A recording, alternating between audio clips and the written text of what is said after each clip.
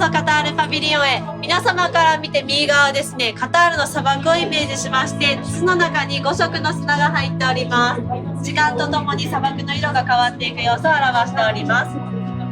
で皆様が立っているこの床はですね、カタールのビーチをイメージしております。カタールは砂漠のイメージある方いらっしゃるかもしれないんですけれども、海から発展していた国です。今回は皆様をカタールの海の中、そして中心部へとご案内させていただきます。お休みください。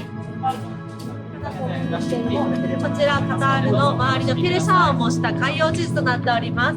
カタールの海にはジンベエザメやジュゴン、ウミガメなどが暮らしております。住んでいる場所に実際に書かれているので、よかったら探してみてください。それでは簡単に地図のご説明させていただきます。こちらまず左手にございますのが1824年カタールが真珠産業で発展した頃の地図でございます。アラビア語で書かれている箇所、複数箇所ご覧いただけるかなと思うんですけれども、これらが実際にカタールの人々が真珠が取れた箇所を示しております。真珠のビーズが置かれている箇所はですね、こちらカタールの人々が作り出した漁村も示しておりまして、これらの漁村が現在のドーハであったりだとか他の都市へと発展していきました。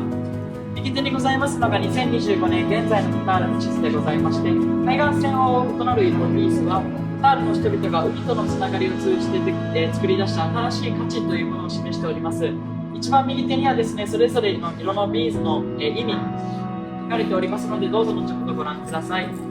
カタールはですね、人口の 90% 以上が海岸線に集中していることから、海岸線を見ていただくことでカタールの人々の文化や歴史、産業といったものをご覧いただけます。カタールパビリオン内の作りもですね、ぐるっと一周していただける作りになっておりまして、ぐるっと一周していただくことでカタールの海岸線謎をすることができる作りになっておりますので、どうぞ一周していただきまして、カタールの人々の文化や暮らし、歴史や産業といったものに触れていただければなと思いますので、どうぞお楽しみください。